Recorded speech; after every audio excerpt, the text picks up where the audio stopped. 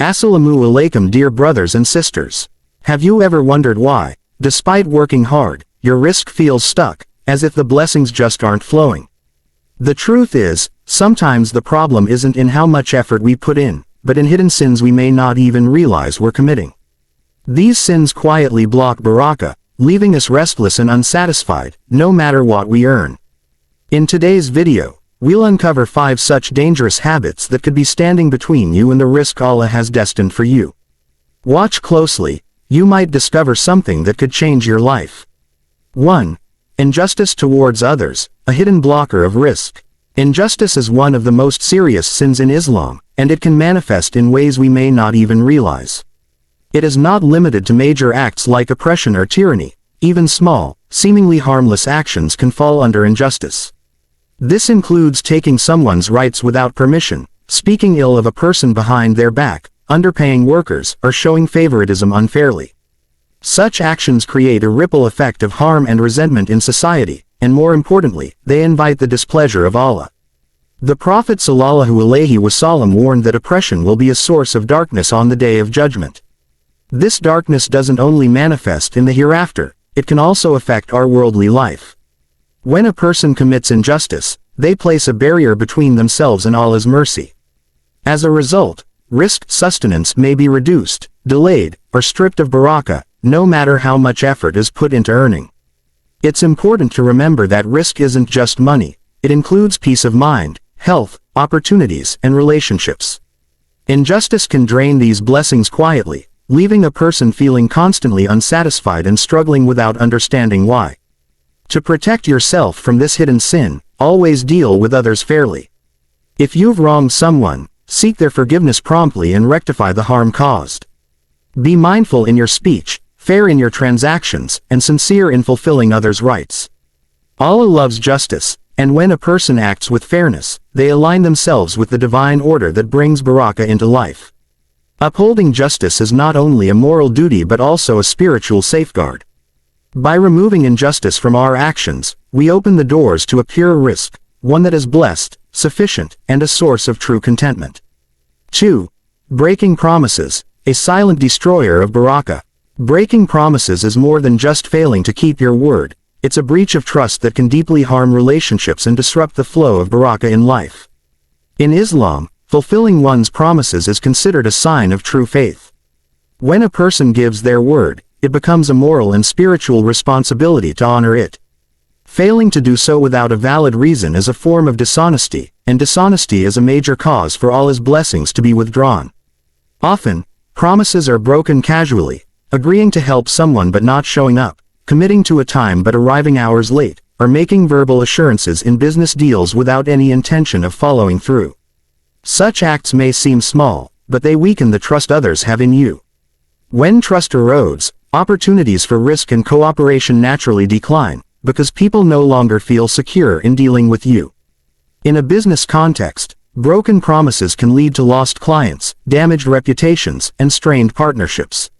On a personal level, they can cause disappointment, hurt feelings, and distance between friends or family members. Over time, these consequences accumulate, creating both social and spiritual blockages to sustenance. One of the keys to protecting barakah is to speak truthfully and commit only to what you can fulfill. If circumstances change and you cannot keep a promise, inform the other person as soon as possible and sincerely apologize. This humility can preserve trust even when the original commitment isn't met. Keeping promises nurtures reliability, strengthens bonds, and attracts Allah's help. When others know your word is as solid as action, they're more likely to trust, support, and work with you, and that trust itself becomes a pathway for rizq to flow abundantly. 3. Neglecting Salah, cutting off the source of sustenance. Salah is not only an obligation but also the lifeline of a believer's spiritual and worldly well-being. It is the direct connection between a servant and Allah, the true provider of rizq. When a person neglects Salah, they weaken this vital link, distancing themselves from the one who controls all means of provision. This neglect isn't just about missing prayers altogether, it can also mean delaying them without reason, rushing through them without focus, or treating them as a burden rather than an honor. When Salah is abandoned or taken lightly, the heart begins to harden. Without regular remembrance of Allah, a person becomes more vulnerable to sins, poor decisions, and misplaced priorities. This often leads to chasing wealth through stressful or questionable means, which may bring money but strip away barakah, leaving life feeling empty and unfulfilled. Moreover, Salah is a means of seeking divine assistance in every aspect of life. It is during prayer that we ask Allah for guidance, blessings, and protection from harm. Neglecting it means losing this daily opportunity for renewal and divine intervention. Without it, risk may come, but it will often be accompanied by hardships, instability, or an absence of peace. The Quran reminds us, and establish prayer and give zakah, and whatever good you put forward for yourselves, you will find it with Allah. 2. 110. This verse connects prayer directly to goodness and reward, both in this life and the next. To safeguard rizq, prioritize Salah at its proper time and perform it with humility and presence of heart. By doing so, you align yourself with the source of all provision. Just as plants cannot survive without water, our sustenance cannot truly flourish without the daily nourishment of prayer. 4. Consuming haram wealth, poison to barakah. Earning and consuming wealth through haram, forbidden means is one of the most destructive actions a person can commit against their own rizq. Haram wealth includes income from fraud, theft, bribery, interest, riba, gambling, deceitful trade, or selling prohibited items. Even if such money appears to bring comfort or luxury, it is devoid of Allah's blessing. This lack of barakah often manifests in unexpected losses, constant financial struggles, or a sense of emptiness despite material gain. One of the most dangerous effects of haram wealth is its impact on the heart and spirituality. The Prophet ﷺ warned that a body nourished with unlawful earnings is more likely to be distanced from Allah's mercy. Du'as may go unanswered, acts of worship may lose their sweetness, and a person may feel spiritually disconnected. It is as if the haram acts as a barrier between the individual and divine favor. Haram wealth also harms families and future generations.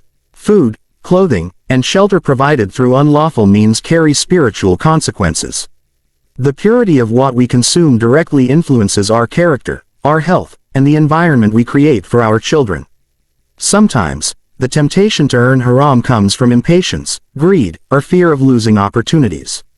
However, Islam teaches that no soul will die until it has received every bit of rizq written for it. Pursuing halal earnings, even if slower or less in amount, ensures that what you have will be truly beneficial and lasting. To safeguard your barakah, make a habit of questioning the source of your income, avoiding doubtful transactions, and seeking forgiveness for past mistakes. Replacing haram wealth with halal earnings may require sacrifice, but it invites Allah's mercy, stability, and true prosperity that no forbidden wealth can ever provide. 5. Being ungrateful, closing the doors of blessings. Ingratitude is a subtle but powerful sin that can silently close the doors of rizq. It happens when a person focuses on what they lack instead of appreciating what they already have. This attitude often leads to dissatisfaction, envy, and a constant feeling that it's never enough, no matter how much is gained. When someone fails to recognize Allah as the source of all blessings, they distance themselves from the very giver of those blessings. The Quran clearly states, "If you are grateful, I will surely increase you, but if you deny, indeed, my punishment is severe." 14. 7. This promise shows that gratitude is not just a virtue, it is a direct cause for increase in sustenance. Conversely, ingratitude blocks that increase, leading to reduced opportunities, strained resources, or a lack of contentment even when provisions are plentiful. Ungratefulness can also weaken relationships. Constant complaints or a negative outlook can push away people who might otherwise offer help, support, or opportunities. It creates an aura of dissatisfaction that affects both personal and professional interactions, indirectly reducing avenues for rizq. Gratitude, on the other hand, cultivates humility and optimism.